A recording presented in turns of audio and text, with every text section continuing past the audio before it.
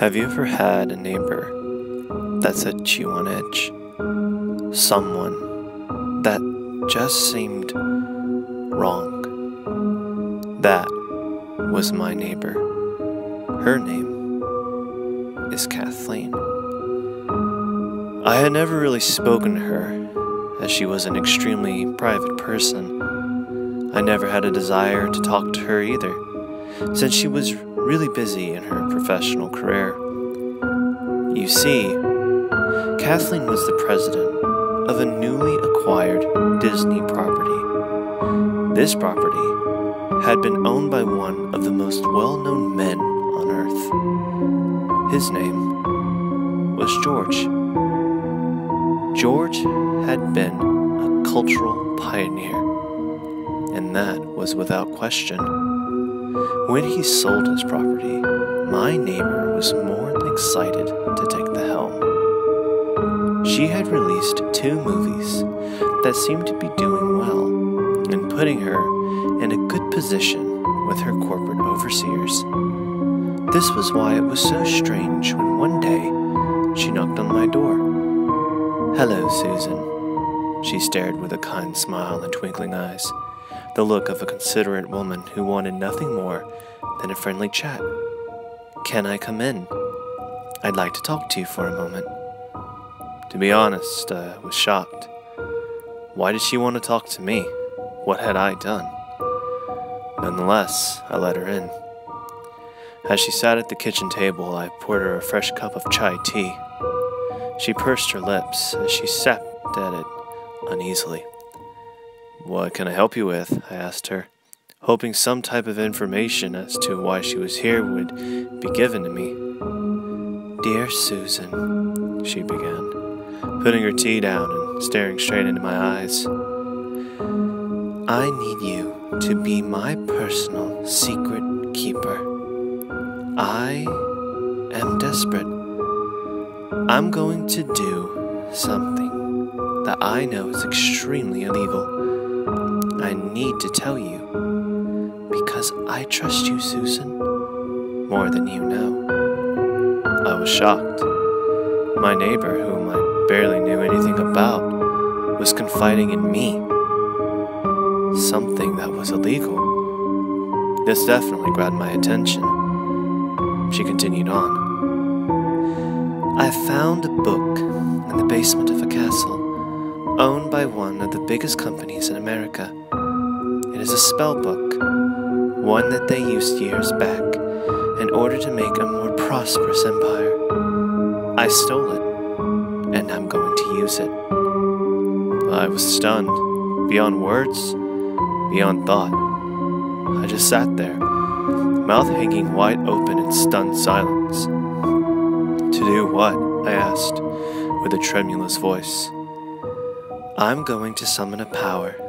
I don't care if it's a demonic or not. I need power. Power that I can put within an individual who can change the face of my franchise. And I have the perfect man for the job." She pulled out an old weather-worn leather book. Later on, I'd find out that it was titled the Indopit-Pandrakan. Kathleen looked as though she had won the lottery. She was so excited about showing me her grand find that she forgot to hide her true feelings from me. "I'm going to do the summoning tonight. You can come watch if you want, but I'd understand if you didn't." She got up from the table and, with a mere smirk, she left. I didn't go to her house that night. I was too afraid of what might actually happen. I was never that suspicious about the paranormal, but the way that Kathleen was talking just set me right on the edge of the uncomfortable. That night, no noises came from her house. Only the glow of candlelight illuminated the windows of her house.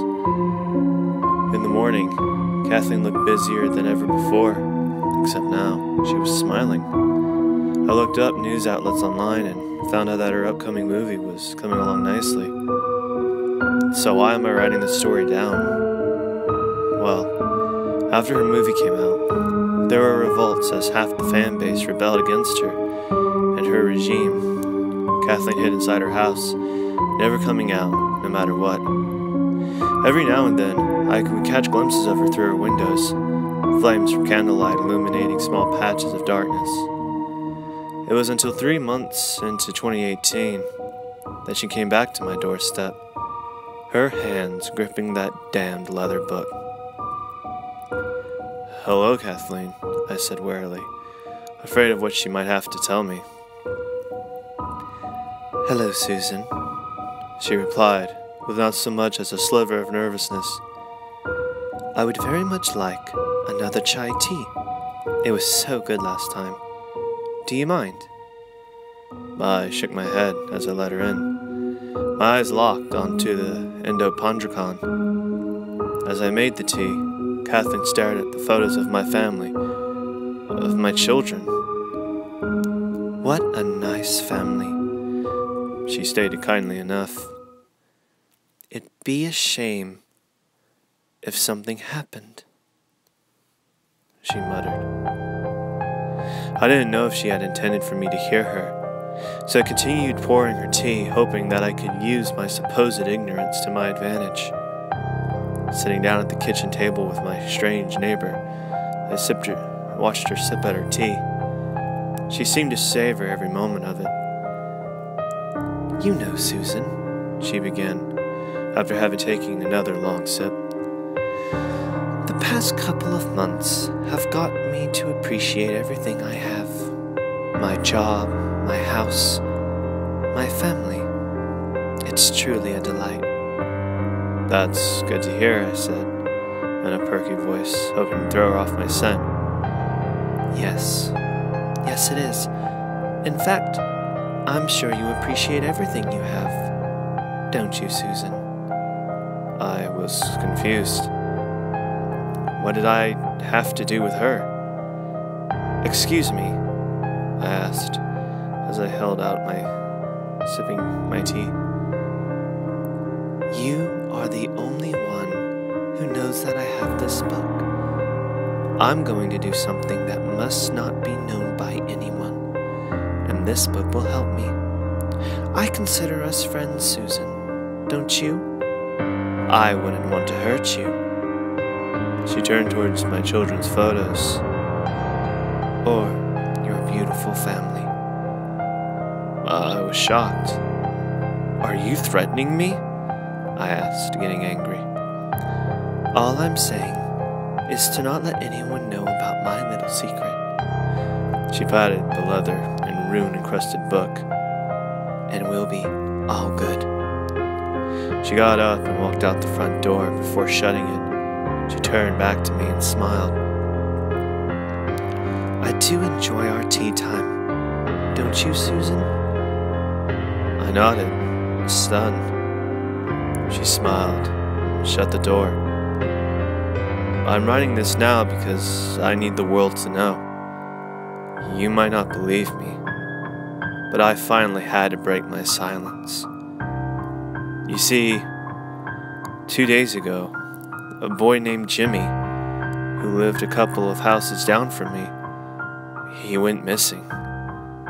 And I think she did it. I think Kathleen has him, and the authorities need to be notified. But I don't want my kids to die, or something worse happen to them. But she needs to be stopped. Please, help. I'm trapped by my neighbor."